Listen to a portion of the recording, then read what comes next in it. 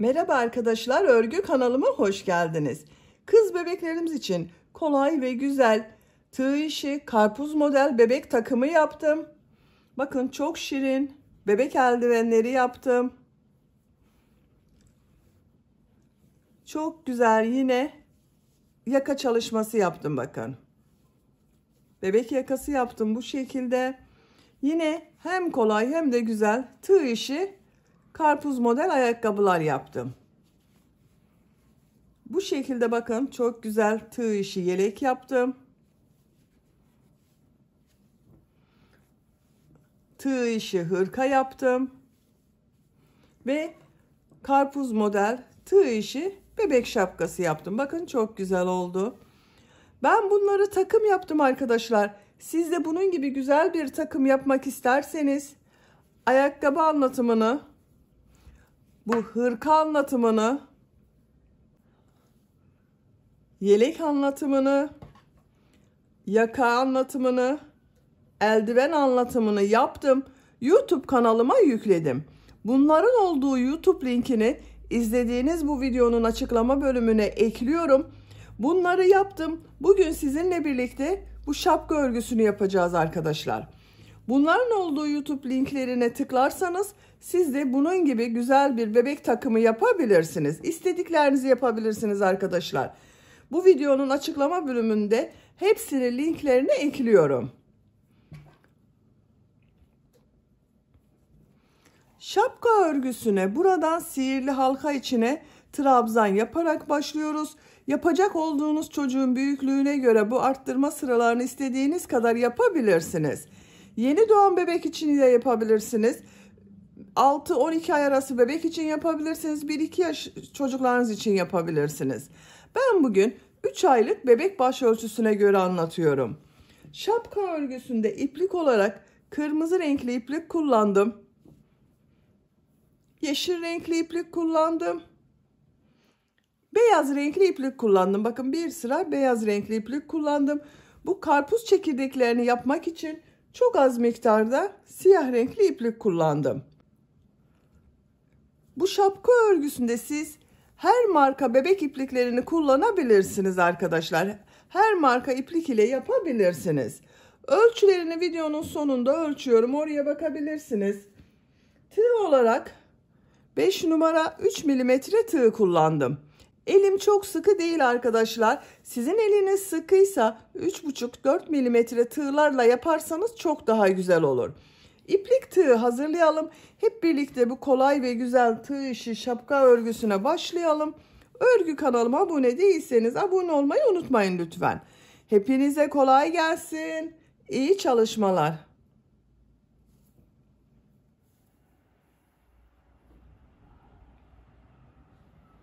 Sihirli halka yaparak başlıyoruz. Sihirli halkayı ben bu şekilde yapıyorum. Bakın bilmeyen arkadaşlar için gösteriyorum. Parmağıma şu şekilde iplik doladım. Şu ilmeği bakın tığ takıyorum. İpliği içinden çekiyorum. Parmağımdan çıkardım. Zincir yapıp sağlamlaştırdım. Sihirli halkayı yaptık. Bu sihirli halka içine 12 trabzan yapacağız. 2 zincir yapıyorum. Bu 2 zincirden başka 12 trabzan yapıyoruz. 1 2 3 4 5 6 7 8 9 10 11 12 trabzan yaptım. İplik ucunu çekiyorum. Bakın şu şekilde çektim. Burada hiç boşluk kalmadı. İlk yaptığım şu ilmek ile ilmek kaydırma yaparak birleştiriyorum. İplik ucunu üste alıyorum. Arada kalacak arkadaşlar. Bakın sihirli halka içine 12 trabzan yaptım. Bu sırada her ilmek üzerine 2 trabzan yapacağız. Arttırma sırası yapıyoruz. İkinci sıradayım. 2 zincir yapıyorum. Aynı ilmek içine 2 trabzan yapıyorum. İkinci ilmeğe 2 trabzan yapıyorum. Bakın her ilmek üzerine 2 trabzan yapıyorum.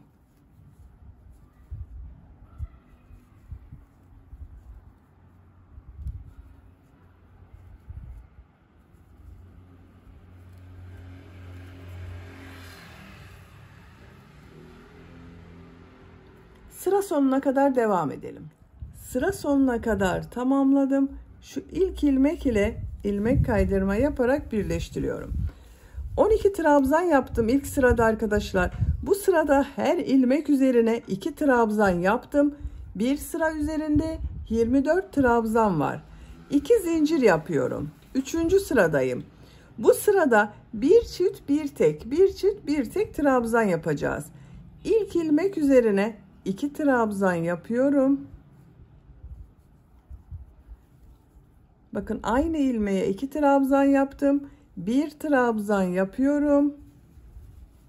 2 trabzan yapıyorum.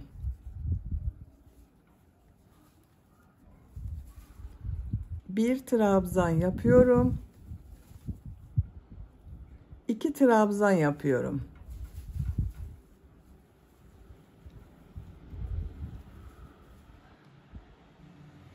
Sıra sonuna kadar devam edelim. Sıra sonuna kadar tamamladım. Son ilmeğe 1 trabzan yaptım. Sıra başında bakın aynı ilmeğe 2 trabzan ile başladım. 1 trabzan ile bitirdim.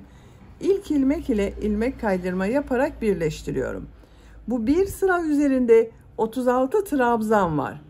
4. sıradayım. 2 zincir yapıyorum. Bu sırada bir çift 2 tek, bir çift 2 tek trabzan yapacağız. İlk ilmek üzerine bakın çift trabzan yapıyorum. 2 trabzan yapıyorum. 1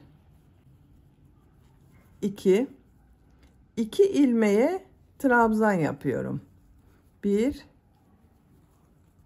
2 2 trabzan yaptım. Bu ilmeğe 2 trabzan yapıyorum. Bir çift 2 tek yapıyoruz bakın. 2 trabzan yapıyorum. Aynı ilmeğe 2 trabzan yapıyorum. Sıra sonuna kadar devam edelim. Sıra sonuna kadar tamamladım. Sıra sonunda 2 trabzan yaptım. İlmek kaydırma yaparak sırayı birleştiriyorum. Bu bir sıra üzerinde 48 trabzan var. 5. sıradayım. 2 zincir yapıyorum. Bu sırada bir çift 3 tek, bir çift 3 tek trabzan yapıyorum. İlk ilmeğe 2 trabzan yapıyorum. 3 trabzan yapıyorum.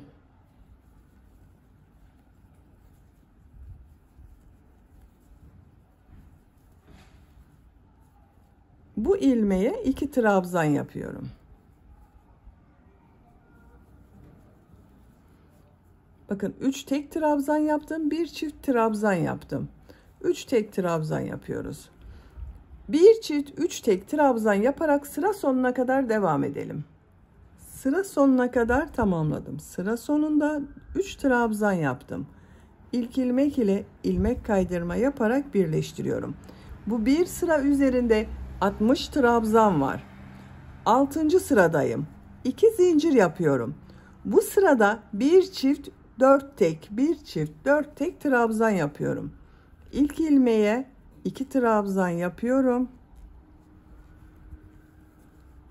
4 trabzan yapıyorum.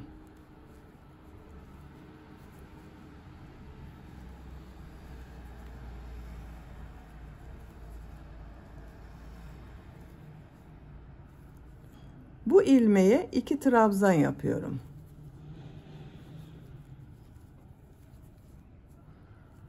Dört trabzan yapıyorum. Bir çift 4 tek trabzan yaparak sıra sonuna kadar devam edelim. Sıra sonuna kadar yaptım. Sıra sonunda bakın 1 2 3 4 trabzan yaptım. İlk ilmek ile ilmek kaydırma yaparak birleştiriyorum. Bu bir sıra üzerinde 72 trabzan var arkadaşlar. Siz bu şapkayı yeni doğan bebek için yapıyorsanız Arttırma sırasını burada bitirebilirsiniz. Ben arttırma sırası yapmaya devam ediyorum. 7. sıradayım. 2 zincir yapıyorum. Bu sırada bir çift 5 tek, bir çift 5 tek trabzan yapıyorum. Aynı ilmeğe 2 trabzan yapıyorum. 5 trabzan yapıyorum.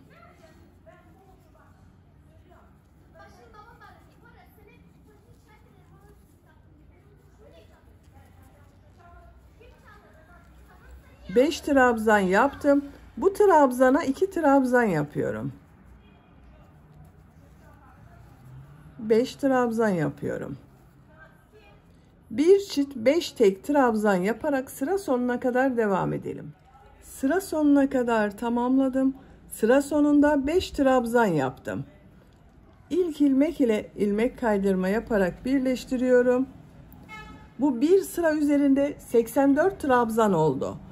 Ben arttırmaları burada bitiriyorum arkadaşlar. Siz büyük yapmak istiyorsanız bir sıra daha arttırma yapabilirsiniz. Bir çift 6 tek arttırma yaparsanız 6-12 ay arası bebek için olur. Bir çift 7 arttırma yaparsanız, 2 sıra arttırma yaparsanız 1 yaş çocuk için olur. Ben arttırmayı burada bırakıyorum. Düz trabzan sırası olarak devam ediyorum. 2 zincir yapıyorum. Her ilmek üzerine trabzan yapıyorum. Artık arttırma yapmıyorum. Sıra sonuna kadar devam edelim. Sıra sonuna kadar tamamladım. İlk ilmek ile ilmek kaydırma yaparak birleştiriyorum. Bakın bu sırada hiç arttırma yapmadan bir sıra trabzan sırası yaptım. Bu bir sıra üzerinde 84 trabzan var. Bir zincir yapıyorum. Şu ilk ilmeğe trabzan yapıyorum. Diğer ilmeklere trabzan yaparak devam ediyorum. Trabzan sırası yapıyoruz. Trabzan yapacağız arkadaşlar. Bakın şu kısımda bebeğin boynuna gelecek olan yeri boş bırakacağız. Şuraya kadar trabzan yaparak devam edelim. Buraya kadar trabzan yaptım. Bu bölüme devam etmedim. 2, 4, 6, 8, 10, 12, 14, 16, 17 ilmeği boş bıraktım bakın. Buradan geriye dönüş yapacağız. Bu bir sıra üzerine 67 trabzan yaptım. Bir zincir yapıyorum. Örgüyü çeviriyorum. Her ilmek üzerine trabzan yapıyorum. Bakın ilk ilmeğe de trabzan yaptım. Diğer ilmeklere trabzan yaparak devam ediyorum. Sıra sonuna kadar devam edelim. Sıra sonuna kadar tamamladım. Bu bir sıra üzerinde 67 trabzan yaptım. Bir zincir yapıyorum. Örgüyü çeviriyorum. Yine trabzan sırası yapıyorum. Her ilmeğe trabzan yapıyorum.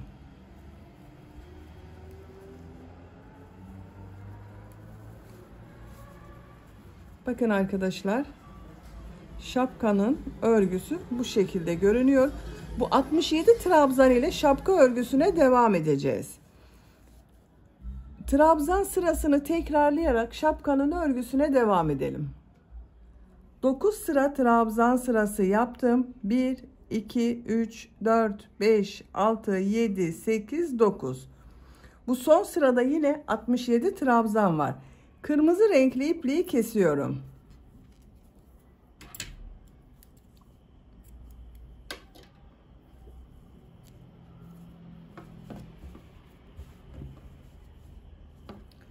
Beyaz renkli iplik ile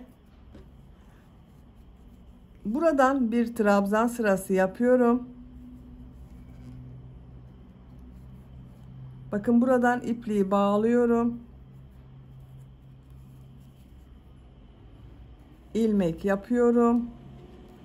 Bir zincir yaptım, sağlamlaştırdım. Aynı ilmeğe trabzan yapıyorum. Her ilmek üzerine trabzan yapıyorum.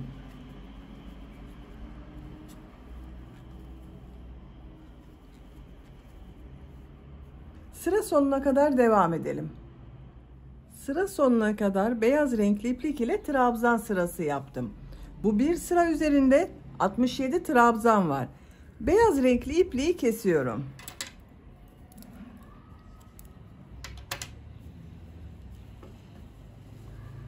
Bakın görüntüsü bu şekilde oldu. Yeşil renkli iplik ile devam ediyorum.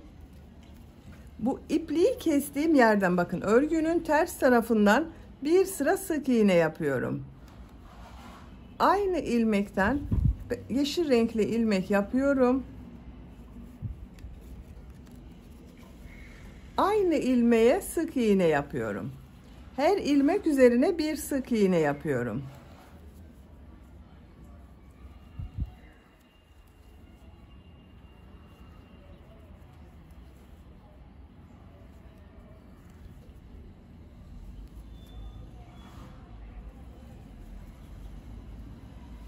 Sıra sonuna kadar devam edelim. Sık iğne yaparak sıra sonuna kadar tamamladım. Şimdi uç bölümde fırfır bölümleri yapacağız. Bir zincir yapıyorum, örgüyü çeviriyorum. Bu ilk ilmek üzerine yarım trabzan yapıyorum. İkinci ilmeğe trabzan yapıyorum. Tığ üzerine 2 defa iplik doluyorum. Aynı ilmeğe üçlü trabzan yapıyorum. Bakın 3 defa da çıkardığım trabzanı yapıyorum. Üçlü trabzan şeklinde trabzan yapacağız arkadaşlar. Tığ üzerine 2 defa iplik doluyorum. Her ilmek üzerine 2 üçlü trabzan yapıyorum. Bakın uzun yapıyorum.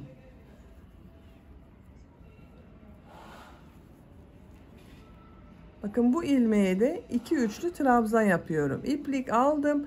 2 ilmekten çıkardım.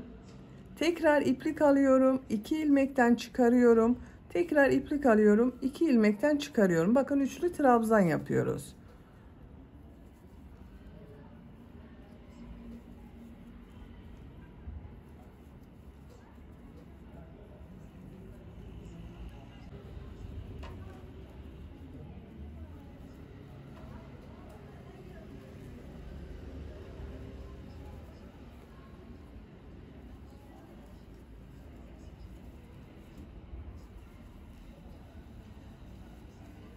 Her ilmeğe 2 üçlü trabzan yaparak sıra sonuna kadar devam edelim. Sıra sonuna kadar bakın her ilmeğe 2 üçlü trabzan yaptım. Sıra sonunda 2 ilmek kaldı. Sıra başında bakın ilk ilmeğe yarım trabzan yaptım. İkinci ilmeğe bir trabzan, bir üçlü trabzan yaptım. Sıra sonunda da aynı yapıyoruz. Şu ilmeğe bir üçlü trabzan yapıyorum. Aynı ilmeğe bir trabzan yapıyorum. Bakın bir üçlü trabzan, bir trabzan yaptım. Son ilmeğe yarım trabzan yapıyorum.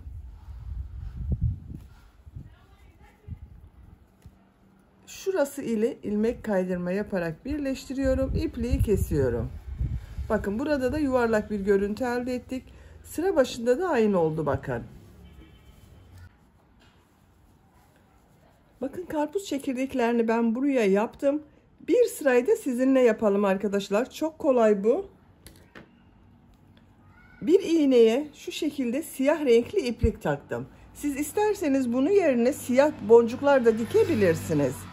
Ben bu şekilde iplikle yapmayı tercih ettim bakın. Ters tarafının görüntüsü bu şekilde görünüyor.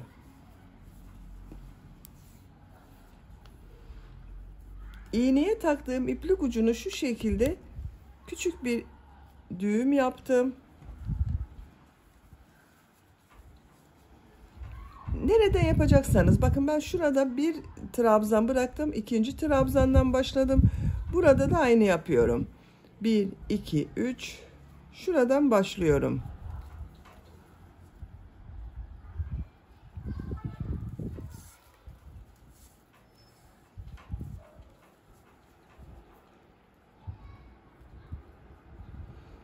Bakın şu şekilde ilmeğe iğneyi takıyorum, çekiyorum. Çok kolay arkadaşlar. Karşıya bakın karşıya iğneyi taktım. Diğer taraftan çekiyorum. İki defa yapıyorum bakın üst üstüne daha belirgin oluyor. Aralarda 5 trabzan sayıyorum. Örgünün ters tarafından geçiriyorum. Bakın şu şekilde ilmeklerden alarak geçiriyorum, ip kalmasın.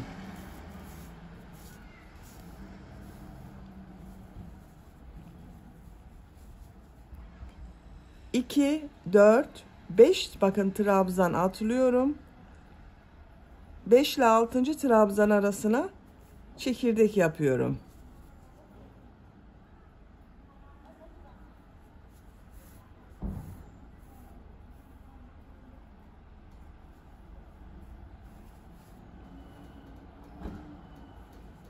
Bakın bu şekilde oluyor.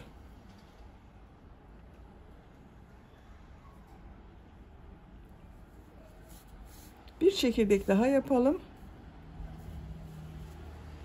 2, 4, 5. bakın atlıyorum. Şuraya çekirdek yapıyorum yine.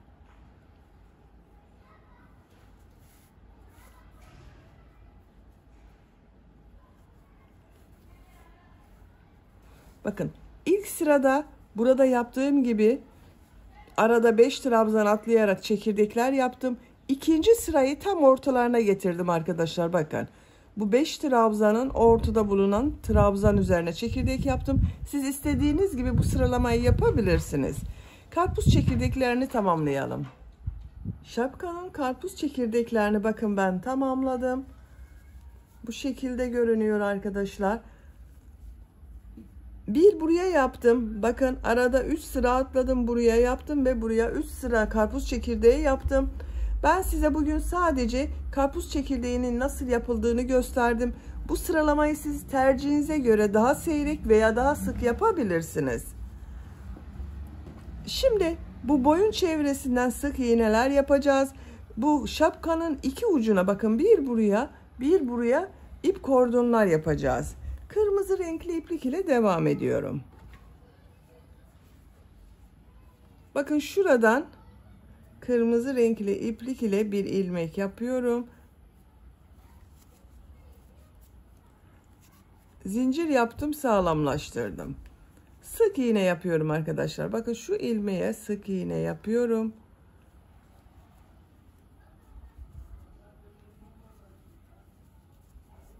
Sık iğneleri bir sıraya 2 sık iğne yapıyorum. Bir trabzan sırasına bir sık iğne yapıyorum arkadaşlar.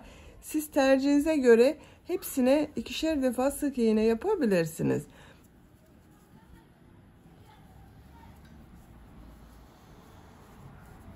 Sık iğne yaparak buraya kadar devam edelim. Sıra sonuna kadar bakın, buraya kadar sık iğne yaptım. Bir zincir yapıyorum, örgüyü çeviriyorum. Bir sıra sık iğne yapıyorum. Her ilmek üzerine sık iğne yapıyorum. Sıra sonuna kadar devam edelim. Sık iğne sırası yaparak bakın sıra sonuna kadar tamamladım. Bakın görüntüsü bu şekilde oldu. Şimdi ip kordon yapacağız arkadaşlar. Dediğim gibi bir ip kordonu buraya, diğer ip kordonu karşıya yapacağız. İlk ip kordonu buraya yapıyorum. İp kordon yapmak için zincirler yapıyorum. 65 zincir yaptım arkadaşlar. Bu 65 zincirin kaç santimetre olduğunu ölçüyorum.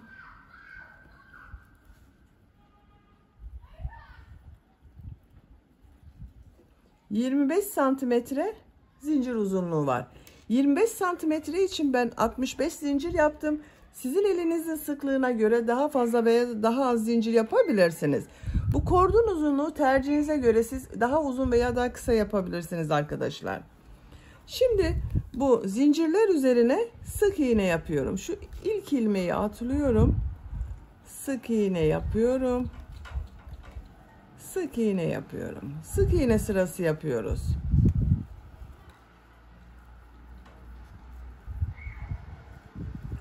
Sıra sonuna kadar devam edelim. Zincirler üzerine sık iğne yaparak sıra sonuna kadar tamamladım. Bakın görüntüsü bu şekilde oldu. Sık iğneye bu boyun üzerinde devam ediyorum arkadaşlar. Her ilmeğe sık iğne yapıyorum.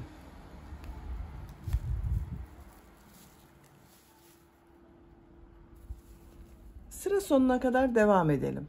Sıra sonuna kadar sık iğneler yaptım. Buraya da ip kordon yapacağız. Bu ip kordonu kaç zincir yaptıysanız buraya da aynı sayıda zincir yapıyoruz. Ben 65 zincir yaptım. Buraya da 65 zincir yapıyorum. 65 zincir yapalım. 65 zincir yaptım. Bir ilmek atlıyorum, sık iğne yapıyorum. Sık iğne sırası yapıyoruz. Sıra sonuna kadar devam edelim. Sıra sonuna kadar tamamladım. Bakın son yaptığım ilmeği şu boyun çevresinde 2 sıra sık iğne yaptım. Bir ilmek atlıyorum. Şu ilmeği ilmek kaydırma yaparak birleştiriyorum. Birleştirme yaptığım yerin görüntüsü bu şekilde. İpliği kesiyorum.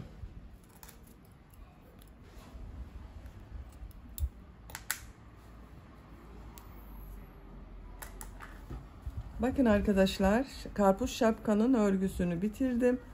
Bu şekilde oldu. Çok güzel oldu bakın. İp kordonları şu şekilde bağlayarak kullanabiliriz.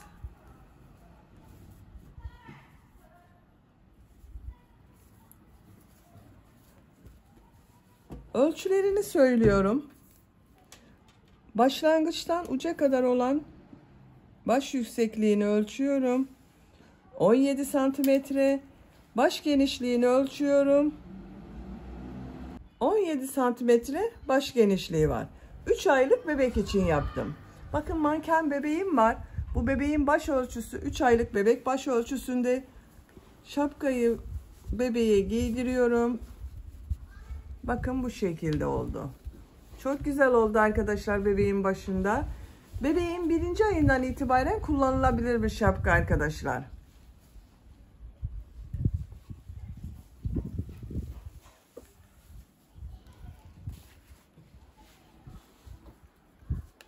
Beni dinlediğiniz ve izlediğiniz için hepinize çok teşekkür ederim. Örgü kanalıma abone değilseniz abone olmayı unutmayın lütfen.